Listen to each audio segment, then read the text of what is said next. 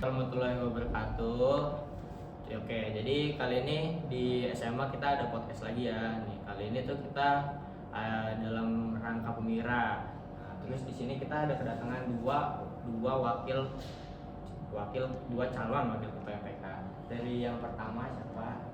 Halo semuanya, kenalin nama aku Aisyah Talia dari kelas 101. Aku calon wakil ketua MPK periode 2023 sampai 2024 dengan nomor urut 1. Halo semua, nama aku Fania Rupiah Nugroho dari kelas 22 sebagai calon wakil ketua MPK periode 2023 sampai 2024 dengan nomor urut kedua. Oke, jadi ini ada Aisyah ya dengan nomor 1 dan Tanya dengan nomor 2. Oke. Jadi kita lanjut aja ke pertanyaan-pertanyaan yang bakal kita berikan ke mereka. Oke. Jadi pertanyaan yang pertama nih. Oke. Apakah ada program yang akan dibuat jika kalian tuh terpilih ya? Nih, apa tuh yang bakal kalian buat ya? Kalau jika kalian memang terpilih nih jadi wakil ketua MPK. Jadi siapa nih? Aisyah dulu ya. Oke, Aisyah, silakan. Kalau program kerja sih aku udah ada. Yang pertama itu kalau misalnya untuk meningkatkan rasa kepedulian itu kayak misalnya berbagi atau enggak kayak jadi relawan. Terus kalau misalnya untuk meningkatkan rasa percaya diri, kekompakan dan kebersamaan, mungkin kayak setiap 1 bulan atau 2 bulan sekali itu mungkin kayak ngadain ngasih lihat kemampuan dari ekstrakurikulernya masing-masing sih ditunjukin. Tapi itu pun kalau misalnya nggak bentrok sama waktu kegiatan-kegiatan yang lainnya. Oke, jadi itu yang dari Aisyah ya. Nah, sekarang kita dengerin yang dari Kania. Kalau aku itu yang pertama ada peningkatan kinerja kerja MPK, yang kedua ada penerapan 5S yaitu senyum, sapa, salam, sopan dan santun. Yang ketiga ada pengevaluasian pengurus OSIS kalau misalnya habis ada rapat, ada pengevaluasian kesalahan apapun gitu yang dibuat dari salah satu anggota, sama pengadaan sosialisasi kalau misalnya mau nyusun suatu acara. Oke, jadi kita udah dengar 2 jawaban dari kedua wakil ya, calon wakil ya. Ini udah cukup meyakinkan ya mereka nih dari prokernya ya. Oke, sekarang kita lanjut ke pertanyaan yang kedua nih. Pertanyaan yang kedua nih, ya paling umum ya, apa visi dan misi kamu untuk mencalonkan diri sebagai wakil ketua MPK? Oke, sabar. Mulai dari kali ini kita gantian. Mulai dari Kania. Visi aku itu menjadikan MPK sebagai organisasi yang aktif, beriman dan bertakwa pada Allah Subhanahu wa taala, kreatif, cerdas dan mampu memajukan OSIS. Lalu misi aku yang pertama, mengadakan kegiatan yang mampu meningkatkan kinerja kerja OSIS, meningkatkan kedisiplinan OSIS dalam hal ketelitian, ketaatan dan ketertiban. Dan yang terakhir adalah menjadikan OSIS sebagai organisasi yang memprioritaskan ketakwaan terhadap agama. Oke, keren juga ya jawaban dari Kania nih. Sekarang kita lihat nih jawaban dari Aisyah apa nih? Apa berbeda? Oke, Aisyah silakan. Kalau dari visi misi aku, kalau visi menjadikan MPK wadah aspirasi dan penghubung antara siswa-siswi SMA IT Al-Madinah dengan pihak sekolah, terus siap dalam menyalurkan ide-ide, membantu memeriahkan dan menyukseskan setiap program yang sedang dilaksanakan oleh pengurus-pengurus OSIS.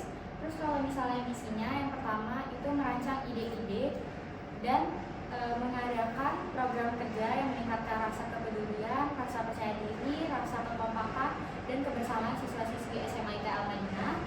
Terus selanjutnya itu menjadikan MPK sebagai wadah yang akan menampung ide-ide, pendapat, saran dari siswa-siswi SMA IT Al-Madinah dan berusaha akan mewujudkannya. Dan yang terakhir, selalu bekerja sama dengan OSIS untuk menyiapkan kegiatan yang akan berlangsung dan menyukseskan setiap kegiatan yang sedang berlangsung. Gitu aja ya. Itu juga udah lumayan keren sih. Nggak kalah lah sama dua-duanya. Emang udah keren nih calon wakil ketua MPK kita nih untuk SMA 2023 dan sampai 2024 ya. Oke, lanjut ke pertanyaan yang ketiga. Pertanyaan yang ketiga kita di sini misal ada ada anggota yang memiliki kinerja buruk. Kamu lebih memilih mengeluarkan anggota tersebut atau tetap mempertahankan keutuhan anggota tersebut itu yang melakukan kinerja buruk? Oke, sekarang dari Aisyah. Kalau aku sih pasti bakal tetap mempertahankan anggotanya, tapi mungkin mungkin bakal ngasih tahu ke dia kayak baik-baik, secara baik-baik buat lebih aktif lagi dalam MPK dan lebih aktif lagi buat ngejalanin tugas-tugas. Oke ya. Oke. Kalau dari Aisyah dia ingin mempertahankannya.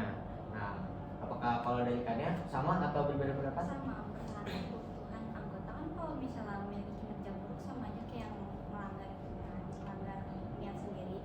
Jadi kalau misalnya melanggar bakal kasih evaluasi sama kayak program kerja aku. Tapi kalau misalnya dia udah melakukan itu lebih dari 2 kali, aku udah nggak bisa mentoleransi hal itu. Berarti ada limitnya ya buat hal tersebut. Oke. Sekarang kita lanjut aja deh ke pertanyaan yang keempat nih. Jika ternyata kamu tidak terpilih sebagai wakil ketua MPK, bagaimana perasaan dan tindakan kamu?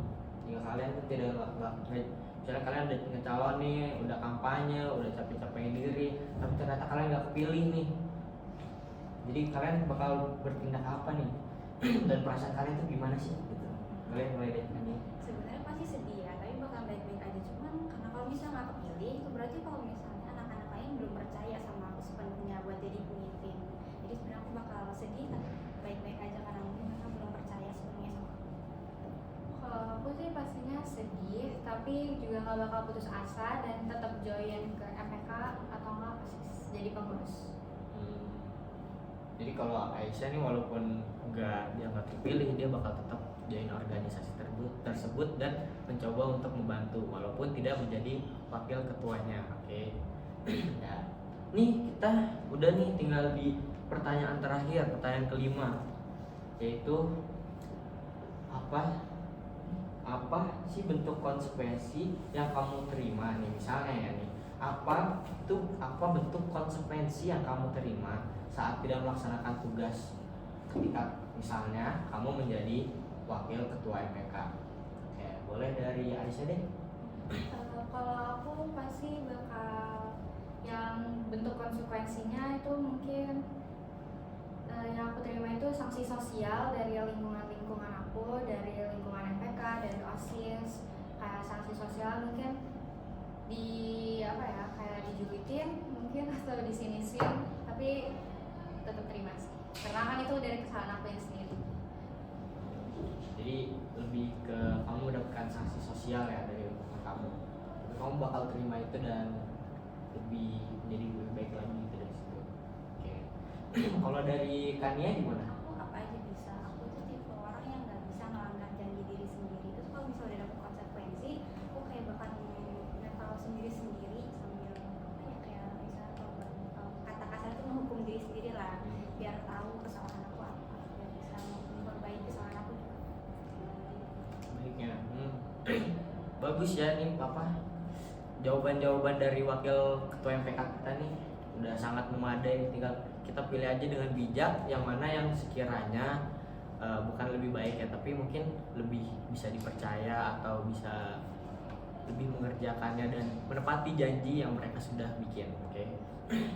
Kalian mau ada kata-kata sesuatu nggak? Mungkin untuk memikat? Nggak? Ya udah deh. Oke, sekian dari podcast kita hari ini bersama calon wakil ketua MPK yang menjadi wakil ketua MPK. Nih, jangan lupa vote yang dengan bijaksana ya, dan jangan golput karena ini untuk kepentingan kita bersama. Oke. Terima kasih ya Aisyah, Kania udah mau podcast hari ini. Oke. Ya, oke. Udah ya, wassalamualaikum warahmatullahi wabarakatuh.